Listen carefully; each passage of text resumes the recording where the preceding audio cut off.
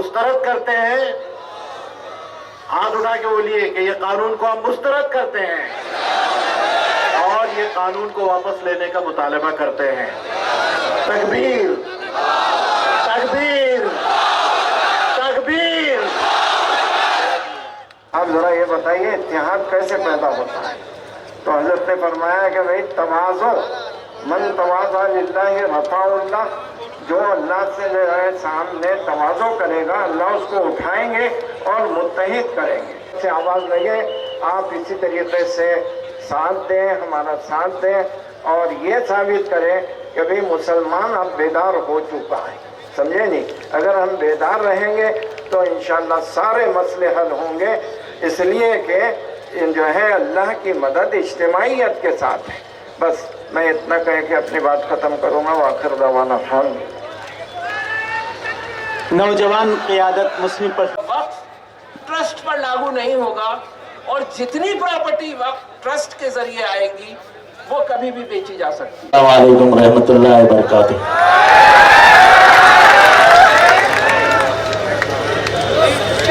वक्फ को रिजेक्ट करने के लिए आए और मेरे सामने बैठी हुई आवाम, सभी हजरात, मेरी माँ बहनें,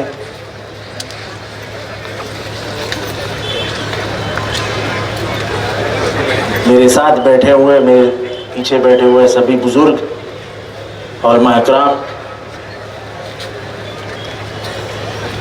वक्फ को पहले ही शुरुआत कर देता हूं कि रिजेक्ट करना ही है। बहुत दूर दूर की बातें नहीं करते, क्योंकि वक्फ हमारा हक है, हमारा अधिकार है। हमारे दस्तूर ने हमें आर्टिकल 19 के तहत राइट टू रिलीजन दिया है, तो क्यों दिया? हमारे रिलीजन में अगर वक्फ है तो आप वक्फ को निकाल नहीं सकते हो। यह हमारा अधिकार है जो हमें डॉक्टर बाबा साहब अंबेडकर ने दिया। बहुत सीधी बात है। बहुत कम लोगों को मालूम होगा कि माइनॉरिटीज का मिनिस्टर था मैं 2019 में। कुछ चंद महीने के लिए मेरे पास माइनॉरिटीज का डिपार्टमेंट आया था। तब नागपाड़ा के बहुत बड़े अदारे की फाइल मेरे पास आई थी। वो फाइल मेरे पास आई थी जिस जमीन पे एक जमाने में मुसन्ना मियां का अदारा था, अब मोइन मियां का अदारा है। उधर एक कब्रिस्तान भी है, एक 12-13 मजार भी है, दरगाह है। और झगड़ा चल रहा था अंजुमन इस्लाम और सबके बीच में कि ये जमीन किसकी है। फाइल मेरे पास आई। जब मैंने फाइल पढ़ी और जब मैंने वक्फ को जाना तो मैंने उस फाइल पे लिख दिया जो हमारे अभी लॉयर दोस्त कह रहे थे, once a Waqf always a वक्फ। मेरा आज भी रिकॉर्ड है उस फाइल पे। और मैंने उसी दिन सब कलेक्टरान को लिख दिया कि आप 7/12 को इफेक्ट दीजिए, 7/12 पे लिख दीजिए कि वक्फ की प्रॉपर्टी है, once a Waqf always a वक्फ। वक्फ की प्रॉपर्टी बेची नहीं जा सकती। जहां तक मेरी मालूमात है, मैं कोई इस्लामी स्कॉलर नहीं हूं, मैं दीनी के मामले में जाता नहीं हूं, पर अगर मेरे पुरखों ने, मेरे बाप दादाओं ने धर्म के लिए, इस्लाम के लिए, हमारे दीन के लिए कुछ दे दी है प्रॉपर्टियां, तो धर्म के लिए ही इस्तेमाल होगी। यह सरकार क्या चाहती है? यह सरकार मुसलमानों को अपना दुश्मन समझती है। भाई साफ लफ्जों में कहो ना,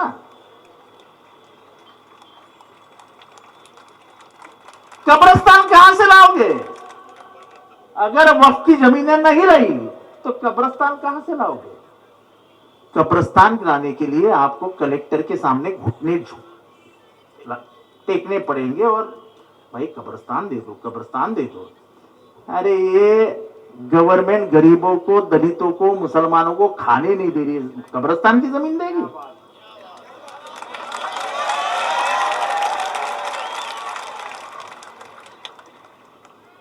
जिस तरीके से वकालत यानी वो चीफ क्या हो, सुप्रीम कोर्ट में जो बहस चल रही थी, मुझे मालूम नहीं कितने लोगों ने सुनी,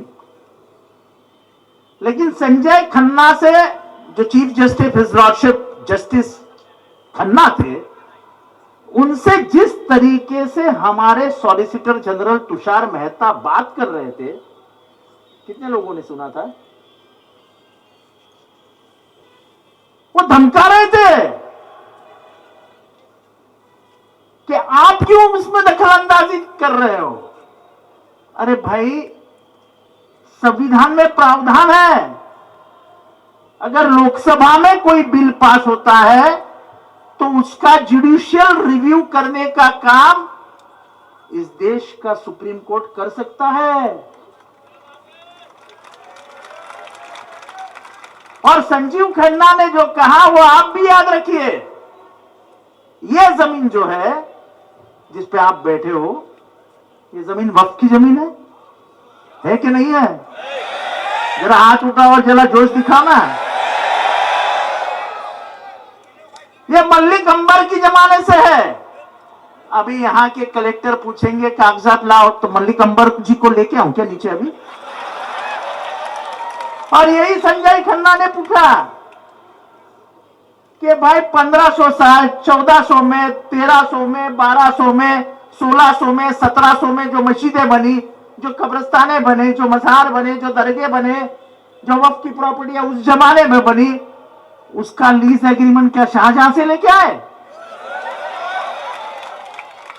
ये कौन से मुल्क की बात कर रहे हैं आप? इस देश के दस्तूर में स्पष्ट कर दिया है कि हमको हमारे धर्म का अधिकार है। बात यह है कि मेरे घर में क्या करना चाहिए ये मैं तय करूंगा ना। आप कौन होते तय करने वाले? सरकार है तो क्या है, मालिकाना हक थोड़ी है उसका। मालिक तो अल्लाह है। ये अल्लाह के नाम पे दी हुई जमीनें हैं, ये किसी के बाप की जायदाद नहीं है। इसका इस्तेमाल सिर्फ दीनी कामों को होना चाहिए, ये आपको भी मंजूर होना चाहिए। जिसने भी जमीन, मैं बहुत अहम बात कहने जा रहा हूं, जिसने भी जमीन अंबानी को दी, भले वो हमारा भाई था, लेकिन वो कौम का दुश्मन है। तुम यतीम खाने की जमीन अंबानी को कैसे दे सकते हो? कुछ कुछ गलतियां हमारे से हुई जिसके ऊपर आज उंगलियां रखी जा रही है, लेकिन अगर कानून करना है तो हमें मंजूर है। कानून ये करो कि वक्फ की प्रॉपर्टी या इसके बाद बेची नहीं जा सकती, जो बेचेगा वो जेल में जाएगा। हमें मंजूर है, हमें मंजूर है। लेकिन हमारे बापजादाओं ने हमारे अगली नस्ल के लिए, हमारे कॉलेजेस के लिए, हमारी तालीम के लिए, हमारे मदरसे के लिए, हमारे मस्जिदों के लिए जो प्रॉपर्टियां हमारे दीनी मसलात के लिए रखे हैं, उसको खींच लेना। भाई साहब 2 मिनट लूंगा। आप ऐसे बाजू में खड़े रहेंगे तो मुझे बात करने ही नहीं आएगी। मैं वो दिल से बात करने वाला आदमी हूं, मैं नकली बात नहीं करता हूं।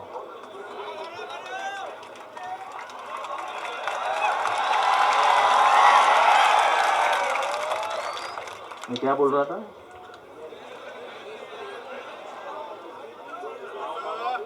ये बापजादाओं ने जो प्रॉपर्टियां दी है वो हमारे अगली नस्ल के लिए है, और उस नस्ल को तुम घुटने पे लाके शर्मिंदगी महसूस करके उसको ऐसे खड़ा करना चाहते हो। भाई दे दे भाई, दे दे भाई, दे दे भाई। ऐसा है, सब प्रॉपर्टी है जो वक्फ की है। अभी ताजमहल देखो आगरा का, उसके बाजू में कितनी बड़ी प्रॉपर्टी है। अगर सरकार उसको मालिकाना हक करेगी तो कल 5 स्टार होटल बन जाएगा। आज दिल्ली में जितनी भी ओपन लैंड है, सबसे ज्यादा ओपन लैंड किसके पास है? वक्फ के पास है। सबसे मध्य दिल्ली की इंपॉर्टेंट प्रॉपर्टी किसके हाथ में है? वक्फ में हाथ में है। सब प्रॉपर्टी ओपन हो जाएगी, सब प्रॉपर्टी यानी वो हुमायूं साहब का मकबरा है, उसके बाजू में 10-20 एकड़ की प्रॉपर्टी है। कल यहां के बड़े बड़े उद्योगपति उसके मालिक बन जाएंगे और बिल्डिंगें खड़ी होगी। अरे जो पैसा हमारे बापदादाओं ने हमारे लिए रखा है, दीन के लिए रखा है, उसको आप खाना क्यों चाहते हो? क्या कम है क्या सरकार को खाना खाने के लिए? अरे खाओ ना, जितना मांगता है उतना। हमारे प्रॉपर्टियों के ऊपर क्यों नजर रखे? और ये कौन सी बात है कि हमारी प्रॉपर्टियां, ठीक है हमारे से गलतियां हुई, मैं एक माइनॉरिटी मिनिस्टर है था, मुझे मालूम है गलतियां कहां किसने किसने की है, मैं नाम नहीं लेना चाहता हूं, लेकिन वो गलतियां रखने के लिए सख्त कानून बनाओ। लेकिन हमारी प्रॉपर्टियां हमारे हाथ से हम जाने नहीं देंगे, क्योंकि ये प्रॉपर्टी किसी के नाम पर नहीं, अल्लाह के नाम पे, अल्लाह के नाम पे, और अल्लाह के नाम पे रखी हुई 1 इंच भी जमीन हम जाने नहीं। निशिकांत दुबे उठता है जो बीजेपी का सांसद है, और जैसे ही वक्फ का सुप्रीम कोर्ट में जो केस चालू है, उसमें जैसे ही संजय खन्ना जरा इंडिकेशन देता है, थोड़ा सा इशारा करता है कि ये गलत हो रहा है, तो वो क्या बोलता है? सुप्रीम कोर्ट को डराने की कोशिश करता है। संजय खन्ना को बोलता है, हिज लॉर्डशिप संजय खन्ना जो रिटायर हो गए, कि ये संजय खन्ना सिविल वॉर लगाना चाहता है। अरे तुम क्या, अब जो जज आजाद सोच का है, इंडिपेंडेंट सोच रहा है, उसका भेजा भी अपने कब्जे में लाना चाहते हो? सुप्रीम कोर्ट को भी अपने ताबे में लेना चाहते हो? अगर यह हुआ तो यह देश के बर्बादी की तरफ पहला कदम होगा। अगर सुप्रीम कोर्ट को भी यह दाखला दिया जाएगा कि जो सरकार सोच रही है वो तुमको सोचना पड़ेगा, तो फिर सुप्रीम कोर्ट चाहिए क्यों? उसको आजाद रहने दो, तब भारत का दस्तूर बचेगा।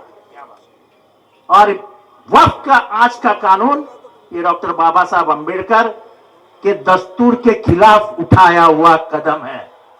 तो मेरे साथ को, हम दस्तूर बचाने निकले हैं, हम संविधान बचाने निकले हैं, हम देश बचाने निकले हैं। खुदा हाफिज।